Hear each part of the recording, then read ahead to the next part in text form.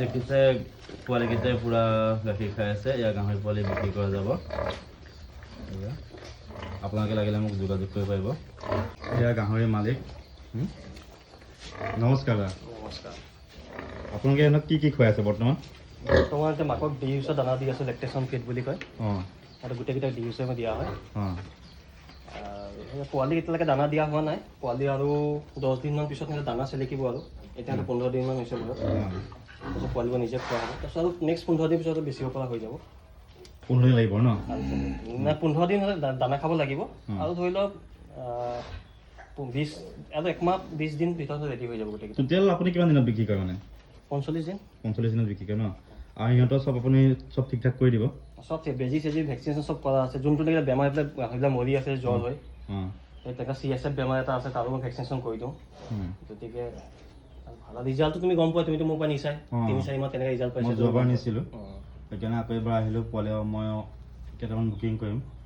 কাৰোবাক লাগিলে বুকিং কৰিব। এতিয়া ভাল ভাল পোৱালিবোৰ কিছুমান ধৰ মতা মাইকী বেছিকৈ লাগে বুলি ক'লে পিছতে দিগদাৰ হৈ যায়। তেতিয়া পৰা যদি কৰি ৰাখে তেতিয়া মানে সিহঁতৰ মতা মাইকী কিবা ভাল স্বাস্থ্যত নিজৰ মতে বাছি ল'ব পাৰিব। আগতে কৰিলে ধুনীয়াকৈ মানে কি লাগে যেনেকৈ যি হয় তেনেকৈ।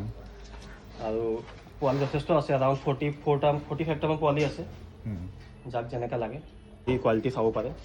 জাষ্ট 15 দিন হৈছে। 15 দিন এইটো? 15 দিনৰ পোৱালি হয়। এইটো কিহৰ হয়? এইটো আপোনাৰ মাকটো ডিউৰক আৰু বাপেকটো লাষ্ট ব্লেক হয়। একদম গপচ পোৱালি ন? একদম গপচ। আৰু এই মাত্ৰ 15 দিন নহ'লেও 6 কেজিমান হৈ গৈছে এতিয়া।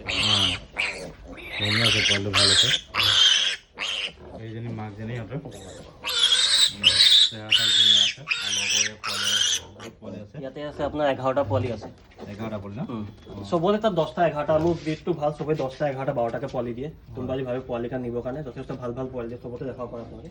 গোটেইকেইটা যথেষ্ট সংখ্যক পোৱালি দিয়ে। স্বাস্থ্যও ভাল, আপুনি যোনটো চাই গোটেইকেইটা মাকৰ গাখীৰ ভাল। আচলতে গাখীৰ ভাল কাৰণে বা মাকজনী ভাল কাৰণে পোৱালিবিলাকৰ ব্ৰিডটো ভাল হৈছে ন? এতিয়া যোনে নিব তেওঁৰো ভাল হ'ব। তেওঁ ভাল হ'ব।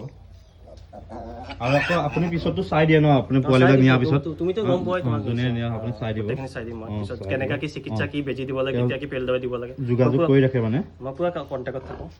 এনেকুৱা ধৰণে বেছি দিম বুলি তাৰপিছতো মই পূৰা যি হেল্প লাগে মই পূৰা মানে সহায় কৰোঁ আৰু। ঠিক আছে দাদা, ধন্যবাদ। দিয়া, থেংক ইউ।